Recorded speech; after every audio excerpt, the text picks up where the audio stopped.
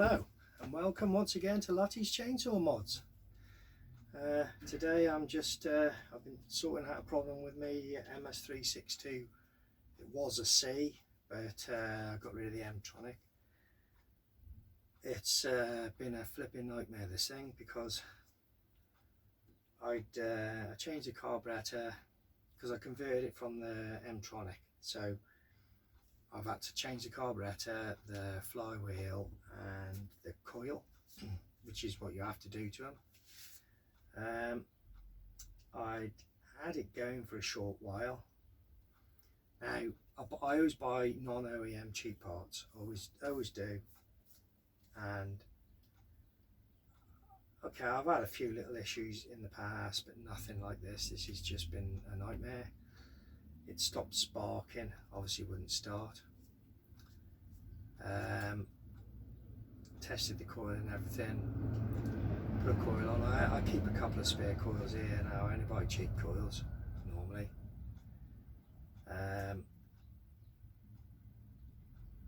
Wouldn't spark, so I put another coil on it and it was sparking, got it going, and ran it a bit, tuned the carburetor up, etc., and stopped it, and then it wouldn't restart again. Checked it again, no spark again. Checked everything, made sure. I mean, this is one of the coils I've changed. I've even put insulation, rubberized insulation, self-amalgamating tape up the high tension lead in case it was tracking out. Anyway, in the end, it kept happening to me. In the end, now I've got 3 rubbish coils here, which I paid, I think, £8 to £11 a piece. Okay, now I know everyone's going to say, oh yeah, it would have been cheaper to buy an OEM coil. Well, they're 150 quid for an OEM for one of these. So yeah, okay, I've had 3 coils go down, and you know, it's one of them things, like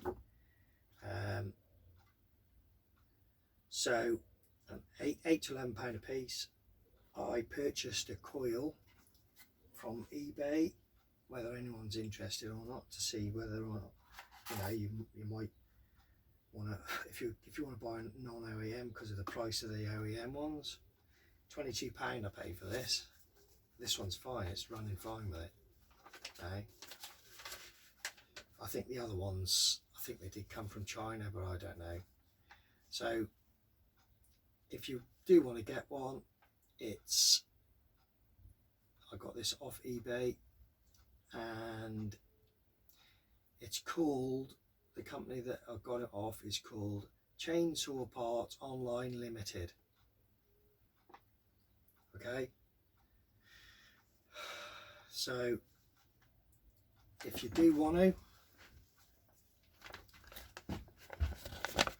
whether that's the right way or not, I never know with these, because it turns out backwards, upside down and all sorts. But there's the address.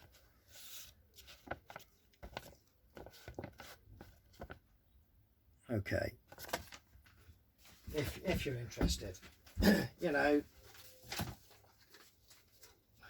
I've never had so many issues with one item, and I know it's just because I've bought cheap parts, I know that, but like I said, okay, it's cost me what, probably cost me just under 50 quid now,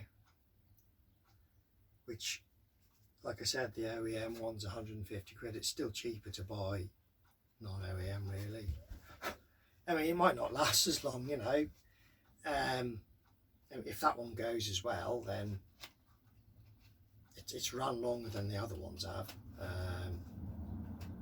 But if that one goes as well, then obviously, you know, I'm scratching around in the dirt now. If that's the case, I may even think about putting an OEM one, but I don't know. They're a lot of money, like I said.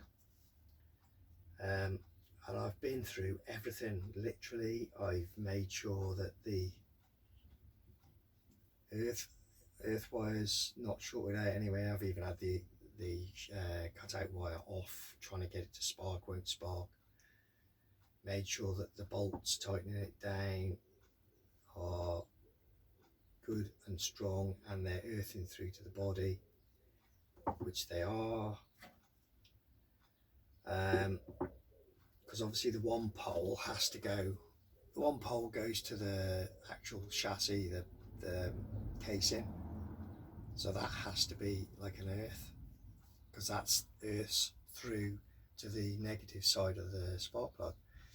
But the short stubby one in the plastic there, that obviously has to be insulated, and it's earthed down via the black coil wire, the cutout wire. So if you pull that off, you're isolating the whole cutout system. That's basically how you can test them. I mean, I've put an ohm meter across these and they pretty much check out, to be fair. I really don't know why they're not sparking, but they're not. They're no good whatsoever. So it's not even something that I could pick up with an ohm meter. So, you know, I mean, at the end of the day, yeah, okay, put an ohm meter on or what have you, but like I say, I couldn't find anything. The circuitry was correct, and it was the same as the one that I've put on this now. You know, I couldn't get it. Like, so it's potentially, I suppose, they're badly made coils. I mean, the coils could be could have little cracks in them. It could be something to do with the way the HT lead fits into the coil. It could be something to do with that. Maybe they're not putting them in correctly. I don't know what it is, but they're no bloody good. Like, they're not sparking at all. But this one, the one I put on, I paid a little bit more, 22 quid as opposed to 8 to 11 quid, and it seems fine. You know, I've had it going a few times today, and it pull starts first time once it's warm.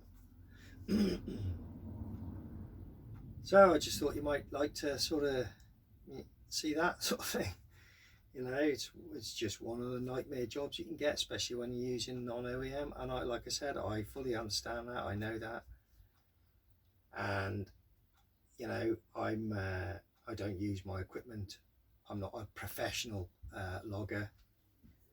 I do quite a few chords in a year, and I go out on jobs sometimes, either helping one of my tree surgeon mates or doing clear up jobs for him and different things. You know, that's basically how they help keep me in wood. So I do all that, but I don't really need 100% reliable saw. I've got enough saws that I can take, say, 3 with me, and one of them will keep going, and you know, and one of the ones which always runs, always starts, always gets the job done is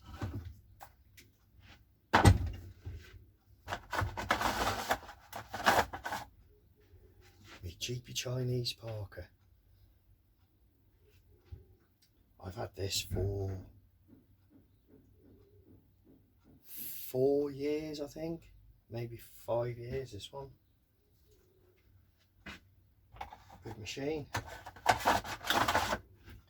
Alright, it's 3.2 horsepower, whereas the 362 is 4.8 with M-tronics on. I don't know what it is without the M-tronics. Might be 4.6 horsepower, but and this is only 3.2, but it's just reliable. It's the most reliable saw I've got, actually. So yeah, so I just thought I might be interested to sort of see what I've been doing today. So you have a good day. Hope you enjoyed this. Thanks again for watching Lutys Chainsaw Mods. Bye for now.